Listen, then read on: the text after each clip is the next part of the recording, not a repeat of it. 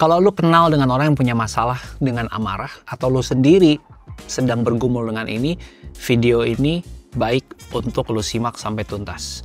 Selamat datang teman-teman di episode Dibacain, dimana kita ngebahas buku-buku yang berdampak dan sudah mengubah hidup gua. Buku kali ini judulnya The Psychology of Emotions dari Profesor David J. Lieberman, penulis yang juga adalah seorang psikoterapis aktif, udah ngebantu melatih tim FBI, CIA, dan dia juga punya 2 buku yang masuk dalam New York Times bestseller. Singkat aja teman-teman, sebelum terlalu jauh, teman-teman mesti paham dulu bahwa marah atau anger adalah secondary emotion. Maksudnya sekunder adalah dia itu lahir karena adanya emosi lain dulu yang muncul duluan. Bayangkan ini sebuah iceberg, paling atasnya adalah rasa marah tadi, lalu di bawahnya ketutup air, ada perasaan frustrasi, ditolak, takut. Ini semua menjadi cikal bakalnya rasa marah itu. Gue mau tes teman-teman ya. Misalnya ada orang yang marah-marah di jalan, sebut aja road rage gitu ya. Itu adalah salah satu bentuk manifestasi marah yang menurut gue cukup destruktif. Apa kira-kira emosi yang melahirkan si marah itu? Ada 4 di layar. Ada frustrasi, disakiti, di-reject atau ditolak, rasa takut, reputasinya akan rusak karena dianggap sebagai orang yang tidak bisa dipercaya atau unreliable. Jawabannya apa? 3, 2, 1. Sudah mengunci jawaban Anda? Yes. Jawabannya adalah semuanya benar. Ya. Makanya kalau kita paham ini, kita jadi ngerti bahwa oh, emosi marah itu gue harus beresin sampai ke bawahnya nih. Penyebabnya apa nih? Akarnya apa nih? Karena marah itu secara fisiologi menyenangkan. Dalam artian gini, dia merilis hormon adrenalin dan kortisol yang memberikan kita itu ilusi kalau kita itu kuat, kita itu punya kendali terhadap sesuatu yang sebenarnya kita nggak punya kendali. Kita mendingan marah daripada kita sedih. Kita mendingan marah daripada kita takut. Ya, contohnya, anak kita nggak mau dengerin kita. Pasangan kita nggak respect sama kita. Kita mendingan marah daripada ngeberesin emosi yang sebenarnya. Mari kita lanjut sekarang ke solusi yang ditawarkan oleh buku Psychology of Emotion. Gue akan bahas 7 aja yang menurut gue sangat applicable. Gue tampilkan di layar. Ini adalah 7 langkah yang bisa teman-teman lakukan. Kita mulai dari yang pertama. Bagaimana kita membenarkan perspektif kita, itu akan bisa mengubah sebagian besar amarah kita. Bayangkan ada seorang anak yang punya mainan kesayangan, dan mainan kesayangan ini ngebantu dia untuk bisa tidur nyenyak. Tiba-tiba mainannya rusak. Tiba-tiba dunia dia hancur dan runtuh. Dia nangis, sedih, marah. Tapi kalau lu adalah orang dewasa yang mengalami hal yang serupa, apakah lu akan nangis? Apakah lu akan marah? Kemungkinan besar enggak kan? Karena lu akan bilang, ya elah cuma mainan gue bisa dapetin hal yang sama. Pergi aja beli lagi yang baru. Tapi buat anak-anak nggak bisa. Nggak bisa, maunya harus mainan yang sama. Right? Nah jadi perspektif. Kalau kita bisa memikir dengan sudut pandang yang tepat, marahnya udah bisa langsung beres. Cara untuk mengintervensi ketika akan muncul amarah ini adalah tanya ke diri sendiri, refleksi. Apakah ini akan ngaruh kehidupan gua dalam seminggu ke depan, sebulan ke depan, setahun ke depan, kalau gua marah-marah? Perspektif itu langsung kita nyalakan, sebagian besar 99% kita akan bilang, nggak akan matters. Lu ngapain kita marah? Kalau perspektif kita nggak tepat, seringkali yang terjadi menurut riset, orang marah itu akan berlanjut melakukan hal-hal yang bodoh. Ya, risetnya, kegagalan orang mengatur diri mereka sendiri adalah problem nomor 1 dari semua masalah pribadi dan sosial. Mereka akan punya kecenderungan lebih gampang ngabisin duit, jadi alkoholik, kecanduan judi, intensitas merokoknya juga lebih besar, bahkan bisa sampai ngaruh orang ini jadi susah untuk diet atau ngurangin berat badan. Jadi kalau udah lagi marah, teman-teman tanya, mau lu sampai usia 70 masih marah-marah kayak gini? Atau lu mau belajar perspektif yang benar? Kalau iya, oke, kita lanjut ke 6 langkah berikutnya. Yang kedua, ini powerful banget karena banyak orang yang ngebahas ini. Self-worth atau nilai diri. Langkah untuk teman-teman bisa jadi lebih sering marah adalah nomor 1, membuat pilihan-pilihan yang bodoh. Sehingga itu akan mempengaruhi nilai diri kalian akan semakin turun. Sehingga akan muncul insecurity, ego kalian akan muncul.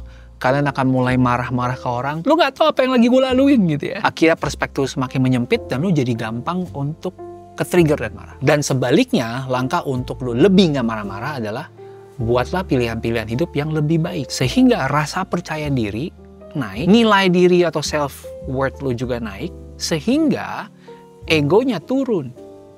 Tidak ada lagi kebutuhan untuk bilang gue jago, bilang gue hebat. Perspektif lo melebar. Ketika lo melihat segala sesuatu, lo melihat hidup dalam konteks yang lebih besar. Kehidupan dan segala tantangan yang muncul tadi jadi lebih bermakna buat lo. Karena lo sadar itu menghasilkan sebuah kenikmatan jangka panjang. Sehingga lo punya rasa syukur yang lebih besar, dan akhirnya amarah lo jauh menurun. Ini salah satu cara juga buat teman-teman tahu bagian mana yang perlu lo beresin di soal ego lo.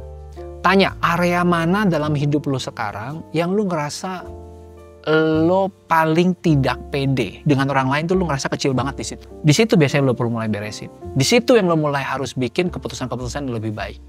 Kalau soal keuangan, ya mulailah dengan nabung lebih baik, lebih rutin, upgrade skill lo. Dengan lo nonton ini udah bagus banget, abis itu lo bisa lo praktekin gimana caranya untuk dapat penghasilan lebih. Kalau enggak, ego akan makin menguasai kita dan makin berbahaya. Ego adalah suara-suara kecil dalam pikiran kita yang bilang, kalau nggak ada yang salah sama gua, pasti ada yang salah dengan orang lain. Atau dunia ini nggak adil. Atau orang-orang semua ini bersekongkol untuk bikin gue jatuh. Dia yang paling benar, orang lain salah semua. Ego jadi menguasai kita sehingga kemampuan kita untuk melihat dari perspektif yang lebih lebar, in the bigger konteks jadi hilang dan kita kehilangan kewarasan kita. Paham ya? Kita masuk ke nomor 3. Reframe juga perspektif Anda dengan memahami kalau bagaimana seseorang itu memperlakukan kita itu adalah refleksi dari self-worth-nya dia, nilai diri dia, dan gak ada hubungannya sama nilai intrinsiknya kita. Contoh, lo lagi nyetil, lo disalip orang pas lagi mau exit tol, terus bilang kayak, si anjing nih ya, mobil mewah kelakuan miskin. Woy. Itu secara conscious, secara sadar lo ngomong kayak gitu. Sebenarnya bawah sadar lo lagi ngapain? Bawah sadar lo lagi bilang, gila lo memperlakukan gue itu kayak gak adil ya. Gue merasa direndahkan. Orang kita sama-sama bayar pajak, kenapa lo mesti lebih tinggi daripada gue? Padahal mah yang nyalip kita yang nyetir mah gak mikir sejauh itu. Kebetulan aja dia supir yang emang nyetir dan bosnya ya lagi buru-buru aja gitu. Nah itu kalau pikiran orang-orang yang low self-worth atau nilai dirinya rendah, nilai dirinya kecil. Orang yang sudah aman dengan nilai dirinya dia akan mikir, gila ini orang buru-buru banget nyalipnya sampai membahayakan diri dia sendiri. Kesian, pasti dia lagi buru-buru deh atau kebelet boker. Problem solved. Ketika lu sadar bahwa perlakuan seseorang terhadap kita itu bukan perwakilan dari nilai diri kita, tapi perwakilan dari nilai diri dia. Selesai. Ini bagian yang sangat kekinian. Karena banyak yang ngomongin soal inner child, banyak yang ngomongin soal trauma, banyak yang ngomongin untuk berdamai dengan masa lalu. Dulu juga gue ngetawain sih hal kayak gini sih. Tapi sekarang gue jadi sadar, ini powerful banget karena di level subconscious. Kita nggak sadar, tapi ini mempengaruhi kita dan harus diberesin. Biasanya trauma ini terjadi di masa lalu. Nah, waktu kita kecil kita nggak punya konsep ego, nggak punya konsep nilai diri atau self-worth tadi, sehingga ketika orang tua kita memperlakukan kita dengan marah-marah, kita ngerasa bahwa dia memperlakukan kita seperti itu karena kita nggak layak untuk dia cintai. Gue kasih satu ilustrasi yang bagus banget dari buku ini ya, si Psychology of Emotion. Kalau kita ngelihat orang pakai kursi roda, kita nggak akan marah sama dia karena dia nggak bisa berdiri atau nggak bisa jalan. Secara emosional juga sama. Apakah masuk akal kita membenci orang tua kita yang melakukan hal yang mungkin pada waktu itu nggak patut ke kita karena dia memang nggak ngerti parenting pada saat itu? Apakah kita mau terus marah sama mereka karena waktu itu mereka yang nggak ngerti cara mencintai kita yang proper? Ya. Yang perlu kita lakukan itu dulu. Acceptance, menerima. Menerima bukan berarti menyetujui. Menerima juga bukan berarti kita diam aja, menerima nasib kita jadi korban gitu ya. Menerima adalah bilang, yes, itu pernah jadi masalah, sekarang gue mau berubah. Gue mau bergerak dari titik A ke titik B. Supaya bisa bergerak dari A ke B, kita harus sadar dulu, gue sekarang lagi di A nih. Jadi menerima itu bukan pasif. Menerima itu adalah mulai melakukan perubahan. Pertanyaan yang perlu lu reflect sekarang adalah, what kind of person would I be today if I were treated differently as a child? Whoever that person is who you really are. Gimana? Udah ketampar-tampar sama poinnya barusan? Gue pas baca ini sih tertohok banget sih ya. Of course, gue juga nggak perfect, masih banyak improvement yang perlu gue lakukan. Dan kalau lo mau cari buku ini, biasanya banyak yang tanya soal ini ada versi bahasa Indonesia nggak sih? Ada. Ya gue kasih linknya di bawah supaya memudahkan lo untuk membeli. Gue juga salut sama penerbit Baca, karena penerbit Baca satu dari sekian banyak yang berani untuk bawa buku-buku yang bagus seperti ini dan ditranslate ke bahasa Indonesia. Kita lanjut. 3 poin lagi habis itu kita beres. Ini menurut gue bagian yang gue juga suka banget. Bagaimana caranya kita mencintai kehidupan. Jadi gini, logiknya gini teman-teman. Kenapa kita mesti mencintai hidup? Hari kita itu udah pack banget. tidurnya malam, bangun pagi, mulai kerja, masih siap-siap, siang, panggilan udah keterima, panggilan udah kerja, mulai kerja, hari kita tuh udah pack banget. Sehingga kalau ada satu hal kecil saja yang keluar dari jalur biasanya, kita gampang meledak. Ya, kita makanya perlu mencintai keseharian kita yang kita lakukan 8 jam, 9 jam, 10 jam sehari. Kalau enggak, jalan tuh berasa keseret-seret, guys. Painful. Nah, caranya gimana? Nah, ini menurut riset gue bacain di buku ini ya. We derive intense, unparalleled satisfaction from creative thought and action. They rivet our attention and unleash our individuality. We notice how much pleasure a small child receives from drawing a picture. We are driven to be unique, to express ourselves. We are all born with a specific purpose, unique to each one of us. To obtain the highest level of fulfillment, we must move toward that which our soul desires, which Maslow explains as self-transcendence, to go beyond the ego.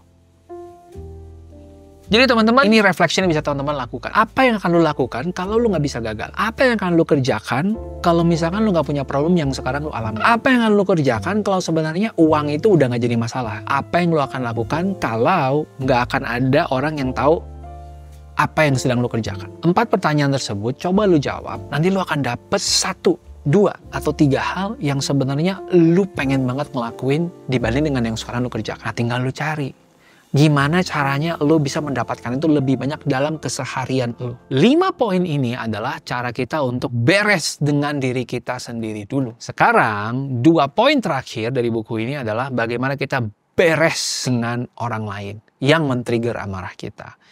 Mari kita dalami. Dealing with impossible people. Gimana caranya kita berinteraksi dengan orang-orang yang ngeselin.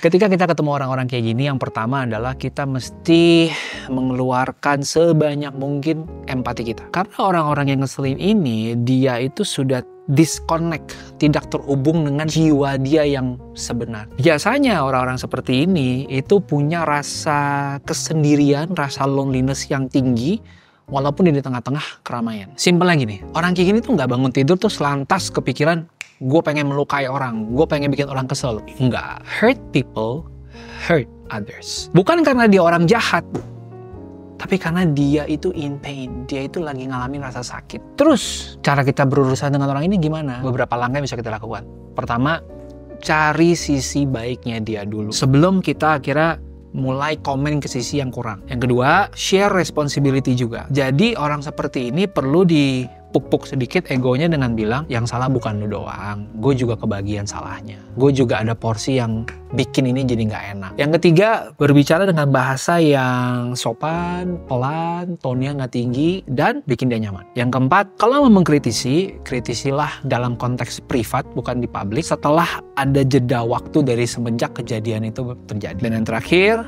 bilang sama dia kalau it's okay. Kesalahan kayak gini bukan cuma lo yang ngalamin, gue juga pernah ngalamin. Itu akan membuat dia jauh lebih reseptif dan kita jadi efektif. Contohnya dalam konteks feedback, ada satu kalimat dari Profesor Adam Grant yang gue suka banget. I'm giving you these comments because I have very high expectations and I am confident that you can reach them. Dan baru sampai yang komennya. Itu akan jauh lebih reseptif. Dengan itu kita masuk ke poin pamungkas. Advanced psychological strategy to live anger free. Kalau di buku ini sebenarnya banyak banget chapter 7 ini, tapi ya biar lo baca lebih lanjut lah ya. Tapi gue akan spill yang menurut gue paling ngaruh karena menggunakan science.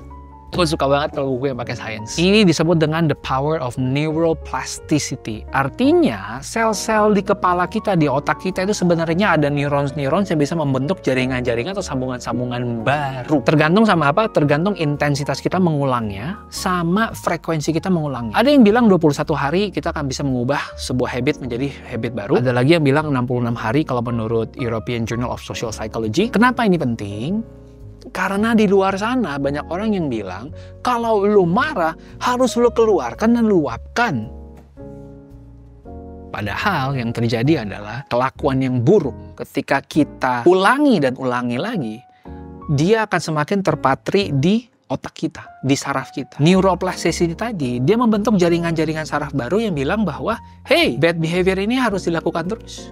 bagus dilakukan lagi. Sehingga setiap kali kita marah, bad behavior ini semakin compounding efeknya. Sebaliknya, ketika kita tertrigger untuk marah, kita mencoba untuk menahan diri dan tidak marah, untuk tetap tenang, tetap sabar, maka jaringan-jaringan saraf yang kebentuk adalah jaringan saraf yang mengingat kita untuk sabar dan tenang. Dan sabar dan tenang ini akan semakin kepatri ke dalam saraf kita. Ya, simpelnya marah menghasilkan lebih banyak marah, dan keheningan akan menghasilkan ketenangan. That's it, teman-teman. 7 poin yang menurut gua powerful banget dari buku The Psychology of Emotions.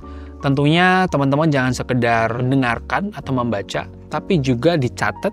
Gue pengen lihat catatan kalian, baik di komen di bawah, atau taruh di Instagram dan nge-tag gue di @felixsandro, supaya lo bisa benar-benar mengubah inspirasi menjadi aksi, supaya lo bisa mengalahkan ego lo, supaya lo bisa mengalami dunia yang benar-benar indah dengan lo yang bisa lebih bersyukur dan emosi yang lebih terkendali.